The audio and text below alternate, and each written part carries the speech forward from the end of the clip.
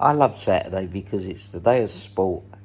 Today's a big day, St George's Day for all England, the patron saint of our country. Football, non-stop. I'll be tuning into Millwall and Birmingham soon. At the moment, I'm watching Man United and Arsenal Man United. Interesting game. And the big fight tonight. That is something to watch, the big fight tonight. I'm not sure it's going to live up to the hype or what everyone's saying it's going to be a classic. I've watched it and followed it all week. And, well, following it for a while, the build-up, the non-build-up and then the build-up of the final week. I honestly believe Tyson Fury will win the fight within 6 rounds. And the reasons I say that is, I think Dillion's coming far too heavy.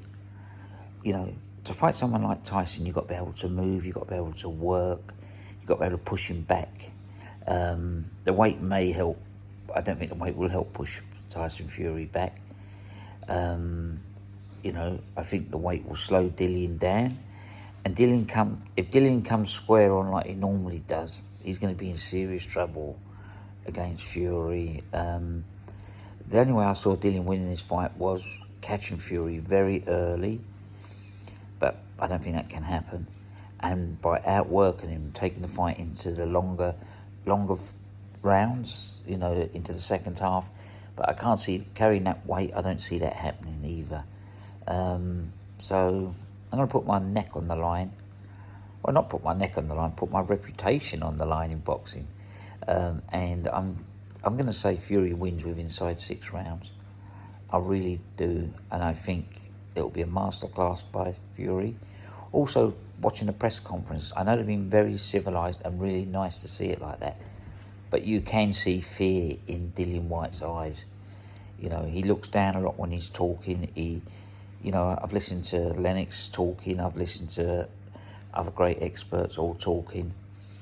And I think Lennox got it quite right where he said that he didn't about Dillion's weight as well and about Fury. Fury has a box of tricks, you know. He's the best heavyweight around at the moment in his era. You judge a heavyweight the time when they're there. I'm not saying Fury would have lived with the likes of Riddick Bowe, Ray Mercer, Evander Holyfield, Lennox Lewis, just to name a few in that time. You know, there were some good fighters. But at this present moment, he is the best heavyweight out there. And also, look at Dillion's record. Who has Dillion really boxed? The only name in there that's really of any interest, and again, I don't think he was a great heavyweight, is Joseph Parker. The rest of them all being over the hill, or, you know, he's not fought real. But then that's not his fault because there's not real top heavyweights out there like there used to be. Is there? Povetkin knocked him out, he reversed it. AJ knocked him out when he stepped up to fight a much bigger, heavier weight, and that's what he's doing tonight when he fights Fury. It may be good for boxing if Dillion won, but there's no way I see it. So I'm sticking with Fury to win within 6 rounds.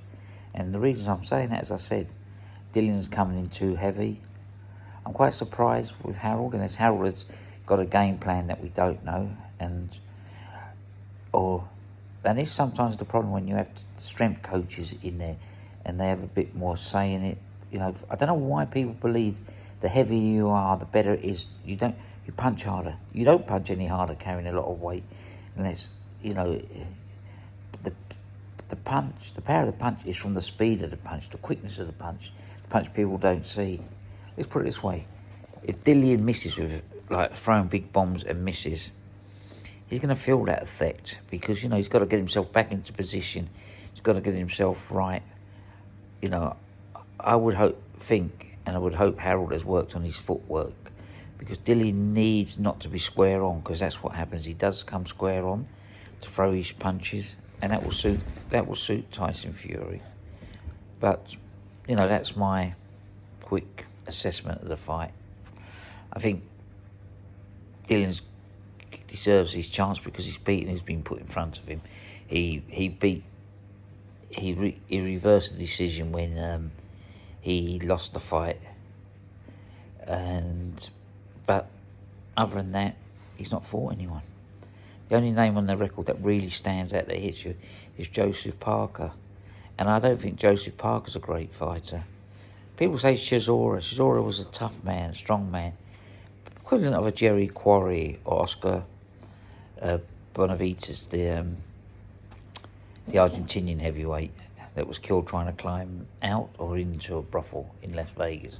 I'm not sure which way it was, but he was shot climbing in the walls or over the walls. People remember Jerry Quarry, the tough, strong fighter, and that's probably the class Dillian Whyte would be in if you were to put him in any heavyweights. You wouldn't put Dillian in your top 10 or your top 12, where you could put Fury in the top 12 at least. So I'm sticking with Fury. I'm not going to change my mind. Fury inside 6 rounds. Enjoy the fight. It's not often that we see 2 British heavyweights fighting for the World Heavyweight Championship. 19 years ago was the last one. Lennox Lewis and Frank Bruno in Cardiff Arms Park. Why didn't I bring that fight to Wembley? People still ask me that question. And the reason was the fan base.